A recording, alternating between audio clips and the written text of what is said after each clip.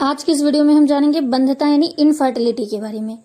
तो जब कोई दंपत्ति 1 वर्ष या उससे अधिक समय तक असुरक्षित यौन संबंध के बावजूद भी गर्भ धारण करने में असमर्थ होते हैं तो इस स्थिति को बंध्यता कहते हैं। इसके पहले की वीडियो में हमने यौन संचरित रोगों के बारे में जाना था। आज हम जानेंगे बंध्यता के बारे में। तो जब कोई भी दंपत्ति 1 वर्ष या उससे अधिक समय तक बिना किसी भी प्रकार की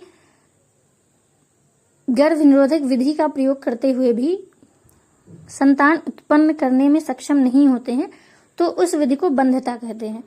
बंध्यता पुरुष और स्त्री दोनों में हो सकती है। आगे हम जानेंगे बंध्यता के प्रमुख कारणों के बारे में। बात करें पुरुषों में बंध्यता की, तो पुरुषों में बंध्यता के कारण हो सकते हैं कि शुक्राणुओं की संख्या का कम होना, क्योंकि शुक्राणुओं की संख्या जो है वो वीर्य में अगर उचित मात्रा में ना हो तो निषेचन की प्रक्रिया उचित रूप से नहीं हो पाती है। इसके अलावा जो शुक्राणु है उनकी गतिशीलता में कमी, जिसकी वजह से वो अंडाणु में प्रवेश ना कर पाए, या वीर्य में शुक्राणुओं का ना होना, ये पुरुषों में बंध्यता के कारण होते हैं। बात करें स्त्रियों में तो अंडोत्सर्ग की क्रिया ना होना या फिर फैलोपियन ट्यूब जहां पर निषेचन होता है उसमें उसका बंद होना, या गर्भाशय में किसी भी प्रकार की ऐसी समस्या होना जिससे वह स्त्री जो है वो गर्भ धारण या किसी भी बच्चे को जन्म देने में सक्षम ना हो, ये बंध्यता के कारण होते हैं। और इस बंध्यता का इलाज जो है वो दवाओं के द्वारा किया जाता है, लेकिन जब दवाएं जो है वो इन समस्याओं का निदान करने में सक्षम नहीं होती हैं तो कुछ आधुनिक तकनीकों का प्रयोग किया जाता है, जिसे हम सहायक जनन प्रौद्योगिकी यानी ART कहते हैं, जिसका पूरा नाम असिस्टेड रिप्रोडक्टिव टेक्नोलॉजीज होता है। ये तकनीकें जो हैं वो ऐसे दंपत्तियों को जो बंध हैं उन्हें संतान उत्पन्न करने में जो है वो सहायता प्रदान करते हैं। सबसे पहली सहायक जनन प्रौद्योगिकी है पात्रे निषेचन यानी IVF, जिसका पूरा नाम होता है इन विट्रो फर्टिलाइजेशन या फिर टेस्ट ट्यूब। इस विधि से जन्मे हुए बच्चे को टेस्ट ट्यूब बेबी के नाम से भी जाना जाता है। इसमें क्या होता है कि शुक्राणु और अंडाणु के बीच जो निषेचन की प्रक्रिया शरीर के अंदर होती है, वही निषेचन की प्रक्रिया जो है वो प्रयोगशाला यानी लैब में करवाई जाती है, और इस विधि से जन्मे हुए बच्चे को टेस्ट ट्यूब बेबी कहा जाता है। तो प्रयोगशाला में ही निषेचन के बाद जो है यहाँ जाइगोट यानी युग्मनज का निर्माण इस विधि से होता है। और इस विधि के उपयोग से वो दंपत्ति जिसमें मान लीजिए किसी भी स्त्री जिसके अंदर अंडाणु नहीं बन रहे हैं या कोई भी पुरुष जिसके अंदर शुक्राणुओं का निर्माण ना हो रहा हो, वह दंपत्ति भी इस विधि द्वारा संतान उत्पन्न कर सकते हैं। इसमें किसी चाहे पत्नी या किसी दाता स्त्री के अंडाणु या पति या फिर किसी दाता पुरुष के शुक्राणुओं को लैब यानी प्रयोगशाला में निषेचित करवाकर युग्मनज का निर्माण किया जाता है, और इस विधि से जो युग्मनज यानी जाइगोट बनता है उसे 2 से 5 दिन बाद फीमेल की बॉडी में स्थानांतरित कर दिया जाता है। और इस भ्रूण स्थानांतरण या युग्मनज स्थानांतरण की क्रिया को भ्रूण स्थानांतरण ET या एम्ब्रॉय ट्रांसफर के नाम से जानते हैं। भ्रूण के स्थानांतरण की मुख्यतः 2 विधियां हैं जिनके बारे में हम आगे जानने वाले हैं। भ्रूण स्थानांतरण में सबसे पहली जो विधि है उसे हम ZIFT के नाम से जानते हैं, जिसका पूरा नाम होता है जाइगोट इंट्रा फैलोपियन ट्रांसफर। जैसा कि इसके नाम से ही स्पष्ट है, इसमें जो जाइगोट यानी जो युग्मनज होता है उसे फैलोपियन ट्यूब यानी अंडवाहिनी के अंदर स्थानांतरित किया जाता है। इसमें युग्मनज या 8 ब्लास्टोमेर तक के भ्रूण को फैलोपियन नलिका में स्थानांतरित किया जाता है। जब युग्मनज बनता है तो सबसे पहले उसमें केवल 1 कोशिका होती है, और विदलन के फलस्वरूप यानी उस 1 कोशिका में कोशिका विभाजन होता है, जिससे 1 से 2 कोशिकाएं, 2 से 4 कोशिकाएं और 4 से 8 कोशिकाएं बनती हैं, जिसे हम ब्लास्टोमेयर कहते हैं। तो जब भ्रूण जो है वो 8 ब्लास्टोमेयर तक का हो जाता है तो उसे हम फैलोपियन नलिका में स्थानांतरित करते हैं, और जब 8 से 16 कोशिकाएं बनती हैं तो इस विधि के दौरान ही जो है भ्रूण है वो फैलोपियन नलिका से होकर गर्भाशय तक पहुंचता है। अगली भ्रूण स्थानांतरण की जो विधि है उसे हम IUT के नाम से जानते हैं, यानी इंट्रा यूटेराइन ट्रांसफर, जिसकी हिंदी होती है अंतः गर्भाशय स्थानांतरण। इस विधि में जब भ्रूण 8 ब्लास्टोमेयर से अधिक का हो जाता है तो उसे सीधा गर्भाशय में स्थानांतरित कर दिया जाता है, क्योंकि जब जाइगोट में 8 से अधिक कोशिकाएं विकसित हो जाती हैं तो वह गर्भाशय में अंतःरोपित हो जाता है नेचुरली ही। तो इसमें जब 8 ब्लास्टोमेयर से अधिक की कोशिकाएं किसी भी जाइगोट में विकसित होती हैं तब उसे गर्भाशय में स्थापित किया जाता है, जिसे IUT कहते हैं।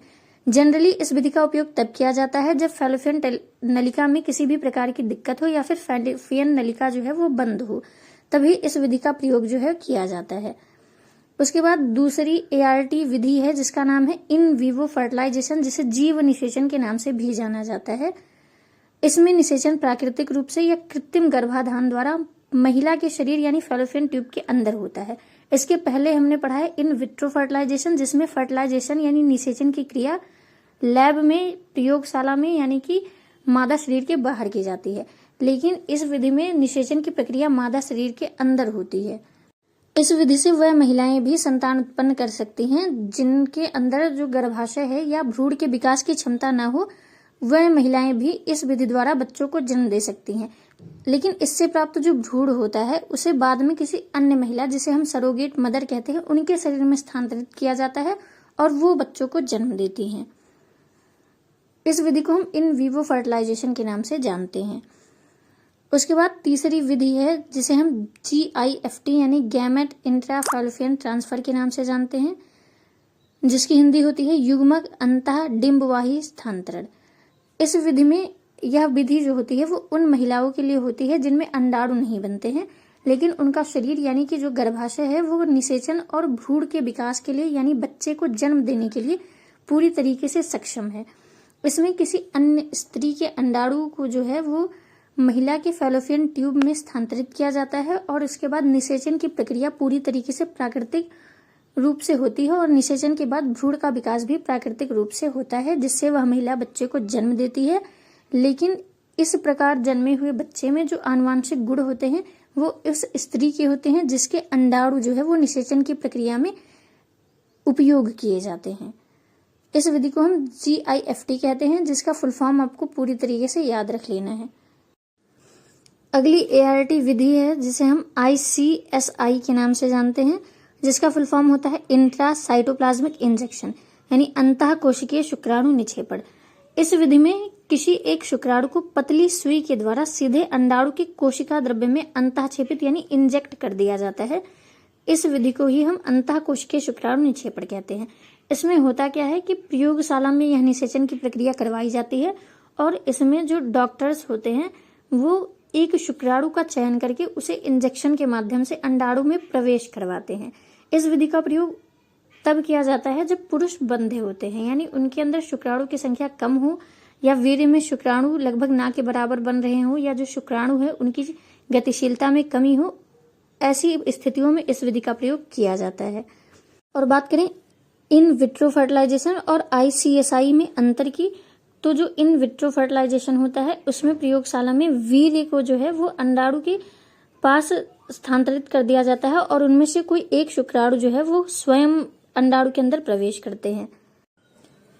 अगली ART विधि है जिसका नाम है अंतः गर्भाशय वीर्य सेचन या कृत्रिम वीर्य सेचन, IUI यानी इंट्रा यूटेराइन इंसेमिनेशन या फिर आर्टिफिशियल इंसेमिनेशन। ये दोनों दो अलग अलग विधियां हैं। सबसे पहले हम जानेंगे आर्टिफिशियल इंसेमिनेशन की। इसमें पति या दाता के वीर्य को कृत्रिम रूप से मादा की योनि में पहुंचाया जाता है और इस विधि को हम AI यानी कि आर्टिफिशियल इंसेमिनेशन या वीर्य सेचन कहते हैं। इस विधि का प्रयोग भी तब किया जाता है जब पुरुष बंधे हो या उनके अंदर शुक्राणु जो है वो उचित संख्या में ना बन रहे हों। अगली विधि है IUI विधि यानी इंट्रा यूटेराइन इंसेमिनेशन। इस विधि में क्या होता है, जो सीमन यानी जो वीर्य होता है उसमें से सभी अशुद्धियों को निकाल दिया जाता है। केवल शुद्ध वीर्य को ही मादा की गर्भाशय तक कृत्रिम रूप से पहुंचाया जाता है। यह विधि जो है वो AI यानी कि आर्टिफिशियल इंसेमिनेशन का ही एक विकसित रूप है, जिसका प्रयोग तब किया जाता है जब पुरुष बंधे होते हैं। अगली ART विधि है जिसे हम सरोगेसी के नाम से जानते हैं। यह एक ऐसी कानूनी व्यवस्था है जिसमें कोई महिला, जिसे हम सरोगेट मदर कहते हैं, किसी अन्य दंपत्ति के बच्चे को अपने गर्भ में पालती है और उसे जन्म देती है। अब इस विधि का इस्तेमाल किन किन परिस्थितियों में किया जाता है, तो इस विधि का उपयोग तब किया जाता है जब स्त्री के अंदर अंडाणु निर्माण यानी ओवम बन रहे हों, लेकिन उसके भीतर जो है वो बच्चे को जन्म देने या शिशु को 9 महीने पालने की क्षमता ना हो, तब इस विधि का प्रयोग किया जाता है। और इस विधि में जो महिला बच्चे को जन्म देती है उसे हम सरोगेट मदर के नाम से जानते हैं। नोट यानी ध्यान देने वाली बात यहाँ ये है कि इस विधि से जो जन्मे बच्चे होते हैं उनमें जो आनुवांशिक गुण होते हैं वो मूल माता पिता के ही होते हैं। अब बात करें ART यानी सहायक जनन प्रौद्योगिकियों की, तो ये सभी विधियां जो है ये बहुत ही महंगी है, यानी कि इनका प्रयोग केवल बहुत ही कम लोग कर सकते हैं। उसके अलावा इन विधियों में बहुत सारी कॉम्प्लिकेशंस होती हैं, यानी कि बहुत सारी समस्याएं इस विधियों के प्रयोग द्वारा हो सकती हैं। इसीलिए हर कोई जो है वो इस विधि का इस्तेमाल करके संतान उत्पन्न करने में सक्षम नहीं होता है। इस वीडियो से जुड़ा एक सवाल जिसका आंसर आपको कमेंट सेक्शन में देना है कि GIFT विधि से जो जन्मे जो बच्चे होते हैं उनमें आनुवांशिक गुण किसके होते हैं, मूल माता पिता के या किसी और के। इस सवाल का जवाब आपको कमेंट सेक्शन में देने हैं। आज इस वीडियो में हमने पूरा चैप्टर कवर कर लिया है। इसके पहले की वीडियोस अगर आपने नहीं देखी हैं तो हमारे चैनल पर सभी वीडियोस उपलब्ध हैं, ज़रूर देखिए। और कोई भी सवाल आपके मन में हो तो कमेंट सेक्शन में ज़रूर बताएं। और वीडियो यहाँ तक देख ही ली है तो चैनल को सब्सक्राइब भी कर लीजिए।